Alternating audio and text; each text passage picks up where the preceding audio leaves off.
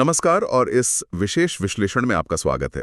आपने खबरों में अक्सर सुना होगा कि भाई ये एल नीनो साल है या ला नीना का असर है, मॉनसून शायद कमजोर रहेगा या हो सकता है बाढ़ आ जाए।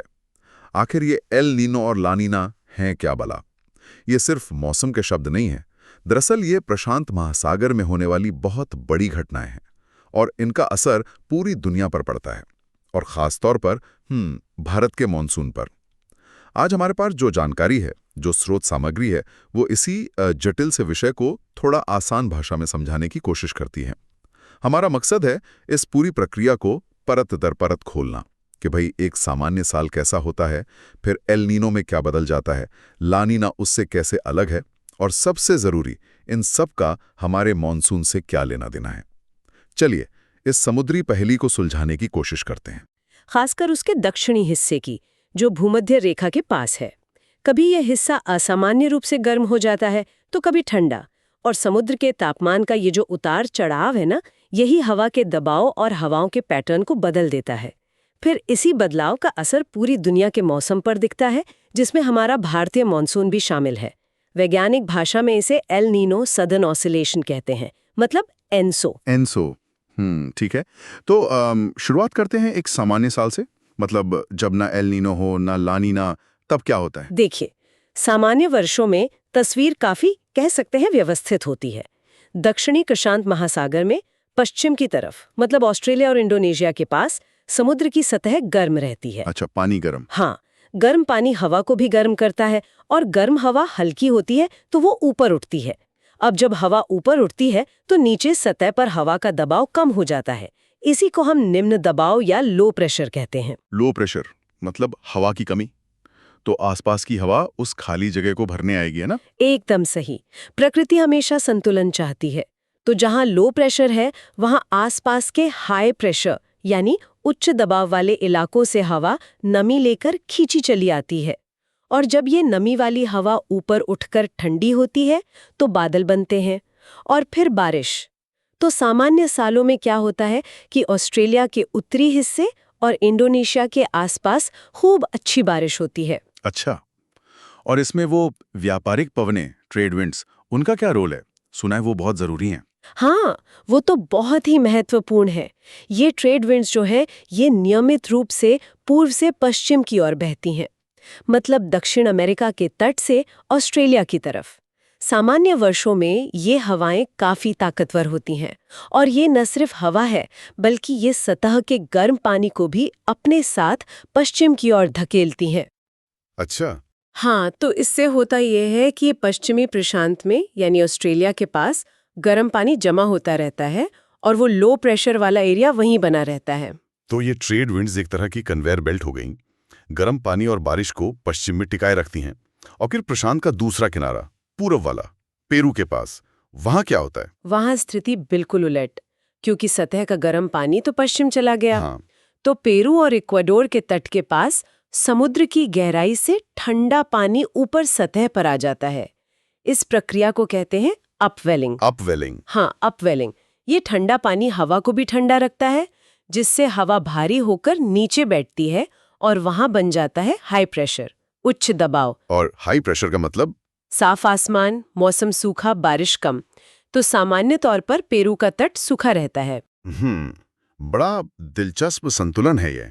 एक तरफ ऑस्ट्रेलिया इंडोनेशिया में गर्म पानी, लो प्रेशर, बारिश, और दूसरी तरफ पेरू में ठंडा पानी, हाई प्रेशर, सूखा। और ये जो ठंडा पानी नीचे से ऊपर आता है, अपवेलिंग, इसका भी कुछ खास मतलब है शायद? हाँ, बिल्कुल। ये अपवेलिंग समुद्री जीवन के लिए बहुत जरूरी है। गहराई से आने वाला ये ठंडा पानी अपने साथ पोषक तत्व, न्यूट्रिएंट्स लाता है। इन न्यूट्रिएंट्स पर प्लैंकटन, मतलब बहुत छोटे समुद्री जीव, पनपते हैं। ये पूरी समुद्री फूड चेन का आधार है। अच्छा। जहाँ प्लैंकटन होंगे वहाँ छोटी मछलियाँ आएंगी, फिर उन्हें खाने बड़ी मछलियाँ। इसीलिए सामान्य वर्षों में पेरू का तट दुनिया के सबसे अच्छे मछली पकड़ने वाले इलाकों में गिना जाता है। ठीक है, तो सामान्य स्थिति एकदम साफ हो गई। मजबूत ट्रेड विंड्स, पश्चिम में बारिश, पूरब में सूखा और पेरू में खूब मछलियां। लेकिन अब आते हैं एल नीनो पर। इसमें ऐसा क्या हो जाता है कि भारत में लोग चिंता करने लगते हैं? आपने कहा ये हर कुछ सालों में होता है। एल नीनो, इसका स्पेनिश में मतलब होता है छोटा लड़का या क्राइस्ट चाइल्ड। अक्सर ये क्रिसमस के आसपास असर दिखाता है। ये सामान्य चक्र से उलट है और हर 2 से 7 साल में आ सकता है। एल नीनो के दौरान सबसे बड़ा बदलाव आता है उन्हीं ट्रेड विंड्स में। अच्छा, हवाओं में? हाँ, किसी वजह से जिसका सटीक कारण वैज्ञानिक अभी भी पूरी तरह समझ नहीं पाए हैं, ये जो नियमित पूर्व से पश्चिम बहने वाली हवाएं हैं, ये कमजोर पड़ जाती हैं। कभी-कभी तो इतनी कमजोर कि उल्टी दिशा में बहने लगती हैं। हवाएं कमजोर हो गई तो वो कन्वेयर बेल्ट रुक गया या धीमा हो गया, तो गर्म पानी अब पश्चिम में जमा नहीं होगा? बिल्कुल, हवाएं कमजोर हुई तो सतह के गर्म पानी को पश्चिम की ओर नहीं धकेल पाती। नतीजा, पश्चिमी प्रशांत का गर्म पानी अब पूर्व की ओर फैलने लगता है और मध्य व पूर्वी प्रशांत महासागर में, मतलब पेरू तट के पास जमा होने लगता है। इससे पेरू तट के पास, जहां सामान्यतः ठंडा पानी रहता था, अब समुद्र की सतह जरूरत से ज्यादा गर्म हो जाती है। तापमान कई डिग्री बढ़ सकता है। ओ, पानी गर्म हो गया पेरू के पास, तो वहां का मौसम भी पलटेगा। जहां सूखा था वहां अब बारिश। हाँ, पूरा पैटर्न ही उलट जाता है। पूर्वी प्रशांत में गर्म पानी होने से अब वहां हवा गर्म होकर ऊपर उठने लगती है मतलब लो प्रेशर का एरिया पश्चिम से खिसककर पूर्व या मध्य प्रशांत में आ गया। और लो प्रेशर का मतलब नमी वाली हवा खींचेगी और बारिश होगी। तो एल नीनो के दौरान पेरू, इक्वाडोर जैसे इलाकों में जहां आमतौर पर सूखा रहता है, वहां जबरदस्त बारिश और भयंकर बाढ़ तक आ सकती है। और इसका ठीक उल्टा असर फिर ऑस्ट्रेलिया, इंडोनेशिया हाँ, और भारत पर, हाँ, जहां पहले बारिश हो रही थी। बिल्कुल सही। क्योंकि लो प्रेशर का सेंटर तो पूरब चला गया। हाँ। तो अब ऑस्ट्रेलिया, इंडोनेशिया, दक्षिण पूर्व एशिया और भारत वाले इलाके में हाई प्रेशर बनने लगता है। हाँ, हवा नीचे बैठने लगती है, नमी कम, बादल नहीं बनते। हाँ, नतीजा, सूखा, मॉनसून कमजोर पड़ जाता है, फसलों को नुकसान। हाँ। ऑस्ट्रेलिया में तो सूखे जंगलों में आग लगने का खतरा, बुश फायर्स का, वो भी बहुत बढ़ जाता है। बाप रे, ये तो सच में पूरा उलटफेर है। और पेरू तट पर मछलियों का क्या होता होगा? वो अपवेलिंग तो रुक गई होगी। एल नीनो मछली पालन के लिए बहुत बुरा साबित होता है। गर्म पानी की मोटी परत सतह पर जम जाती है, तो नीचे से वो ठंडा पोषक तत्वों वाला पानी ऊपर आ ही नहीं पाता। अपवेलिंग प्राय रुक जाती है। तो मछलियां? पोषक तत्व नहीं तो प्लैंकटन नहीं, प्लैंकटन नहीं तो मछलियां भी या तो वहां से चली जाती हैं या मर जाती हैं। पेरू की पूरी अर्थव्यवस्था हिल जाती है इससे। और एक और बात, प्रशांत का इतना बड़ा हिस्सा गर्म होने से दुनिया के औसत तापमान में भी थोड़ी बढ़ोतरी दिखती है एल नीनो वाले सालों में। तो एल नीनो का मतलब कमजोर ट्रेड विंड्स, गर्म पूर्वी प्रशांत, लो प्रेशर पूरब में, पेरू में बाढ़, ऑस्ट्रेलिया, इंडोनेशिया, भारत में सूखा, पेरू में मछली गायब और ग्लोबल टेम्परेचर थोड़ा ऊपर। वाकई काफी बड़ा बदलाव है। अच्छा, अब आते हैं ला नीना पर। इसका मतलब छोटी लड़की। क्या ये बस एल नीनो का उल्टा है? देखिए, ला नीना को एल नीनो का एकदम उल्टा कहने से बेहतर है इसे सामान्य स्थिति का और ज्यादा शक्तिशाली रूप कहना। मतलब अगर एल नीनो में ट्रेड विंड्स कमजोर होती हैं, तो ला नीना में ये हवाएं सामान्य से भी ज्यादा मजबूत हो जाती हैं। ज्यादा मजबूत? तो वो कन्वेयर बेल्ट अब सुपर फास्ट हो गया, गर्म पानी को और ज्यादा तेजी से पश्चिम में धकेलेगा। एकदम सही पकड़ा आपने। ये बहुत मजबूत ट्रेड विंड्स सतह के गर्म पानी को और ज्यादा ताकत से पश्चिम की ओर, ऑस्ट्रेलिया और इंडोनेशिया की तरफ धकेलती हैं। इससे पश्चिमी प्रशांत में पानी सामान्य से भी ज्यादा गर्म हो सकता है और वहां लो प्रेशर और गहरा हो जाता है। और पूरब में पेरू तट पर क्या होगा फिर? क्योंकि सारा गर्म पानी पश्चिम में इकट्ठा हो गया है, तो पूर्वी प्रशांत में पेरू तट के पास अपवेलिंग और ज्यादा बढ़ जाती है। समुद्र की गहराई से बहुत ज्यादा ठंडा पानी सतह पर आता है। पानी सामान्य से भी ज्यादा ठंडा, वहां हाई प्रेशर और मजबूत। तो मौसम के लिहाज से ऑस्ट्रेलिया, इंडोनेशिया, भारत में जहां लो प्रेशर और गहरा हो गया है, वहां सामान्य से कहीं ज्यादा बारिश होती है। ला नीना वाले सालों में अक्सर इन इलाकों में भयानक बारिश, बाढ़ और ट्रॉपिकल साइक्लोन, मतलब चक्रवातों की संख्या और उनकी तीव्रता दोनों बढ़ जाती हैं। भारतीय मॉनसून भी सामान्य से काफी ज्यादा शक्तिशाली हो जाता है। अच्छी फसल के लिए अच्छा है, लेकिन बाढ़ का खतरा भी उतना ही बढ़ जाता है। और पेरू तट, जहां पानी और ठंडा है और हाई प्रेशर और तगड़ा हो गया है। वहां सूखा और बढ़ जाता है। ला नीना के दौरान दक्षिण अमेरिका के पश्चिमी तट पर गंभीर सूखे की स्थिति बन सकती है, लेकिन मछली पालन के लिए ये वरदान है। अच्छा, सूखा लेकिन मछली ज्यादा, ये कैसे? क्योंकि अपवेलिंग जबरदस्त हो जाती है। वो ठंडा पानी अपने साथ भारी मात्रा में पोषक तत्व सतह पर लाता है, प्लैंकटन का जैसे विस्फोट हो जाता है।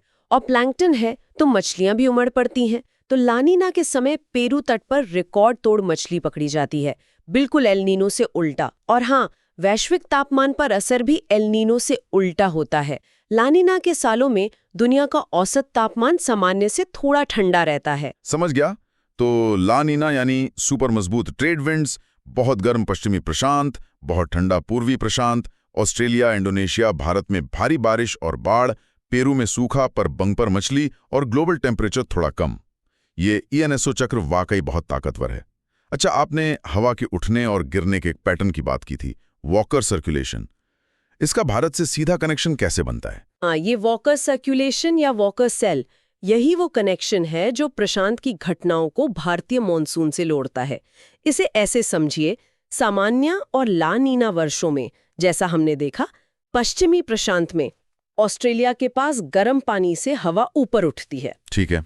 हवा ऊपर उठी, फिर ऊपर उठने के बाद ये हवा दो मुख्य हिस्सों में बंट जाती है। एक हिस्सा पूर्व की ओर बहता है, हजारों किलोमीटर दूर पूर्वी प्रशांत तक, पेरू के पास। वहां ठंडा पानी है, हाई प्रेशर है, तो ये हवा ठंडी होकर नीचे उतरती है। सतह पर पहुंचकर ये ट्रेड विंड्स के रूप में वापस पश्चिम की ओर बहती है, जहां से चली थी। ये एक पूरा लूप, एक चक्र बन गया प्रशांत के ऊपर। इसे ही वॉकर सेल कहते हैं। ये तो हुआ प्रशांत का अपना चक्र। भारत का कनेक्शन कहाँ से जुड़ा? कनेक्शन दूसरी शाखा से है।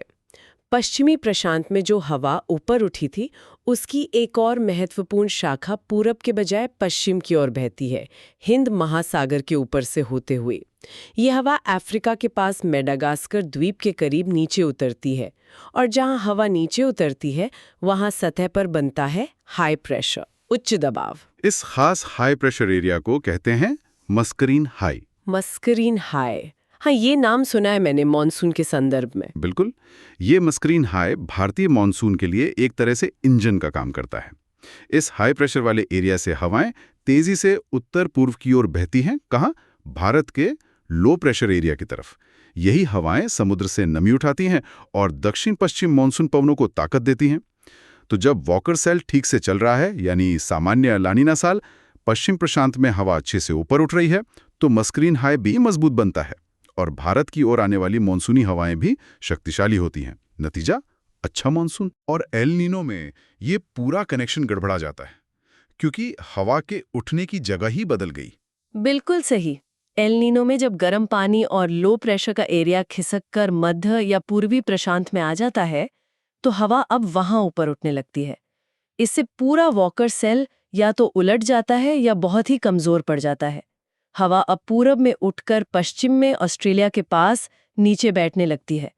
और सबसे जरूरी बात, पश्चिमी प्रशांत में हवा का ऊपर उठना कमजोर हुआ तो पश्चिम की ओर बहकर मेडागास्कर के पास बनने वाला मस्करीन हाई भी कमजोर हो जाता है या ठीक से बनता ही नहीं। ओह, यानी मॉनसून का इंजन ही सुस्त पड़ गया। हाँ, कह सकते हैं। मस्कीन हाई कमजोर हुआ तो भारत की ओर नमी लाने वाली दक्षिण पश्चिमी मॉनसूनी हवाएं भी कमजोर पड़ जाती हैं। उनकी रफ्तार कम, उनमें नमी कम। यही मुख्य कारण है कि एल नीनो सालों का सीधा संबंध अक्सर कमजोर भारतीय मॉनसून, बारिश की कमी और कभी-कभी सूखे जैसी स्थितियों से देखा जाता है।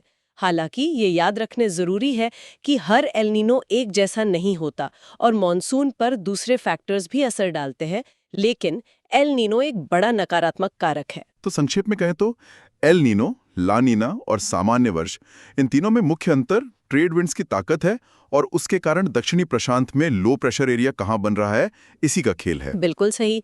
एल नीनो कमजोर हवाएं, लो प्रेशर पेरू की ओर, गर्म पूर्वी प्रशांत, कमजोर भारतीय मॉनसून। ला नीना मजबूत हवाएं, लो प्रेशर ऑस्ट्रेलिया की ओर, ठंडा पूर्वी प्रशांत, मजबूत भारतीय मॉनसून। और सामान्य वर्ष इन दोनों के बीच की स्थिति। ये वाकई एक तरफ तो आकर्षक है, दूसरी तरफ चिंताजनक भी कि कैसे हजारों किलोमीटर दूर समुद्र के तापमान में थोड़ा सा बदलाव हमारे देश की खेती, अर्थव्यवस्था, पानी की सप्लाई और करोड़ों लोगों की जिंदगियों पर सीधा असर डाल सकता है। ये सिर्फ विज्ञान की बात नहीं रह जाती, ये तो सीधे सीधे जनजीवन से जुड़ा मुद्दा है। निश्चित रूप से।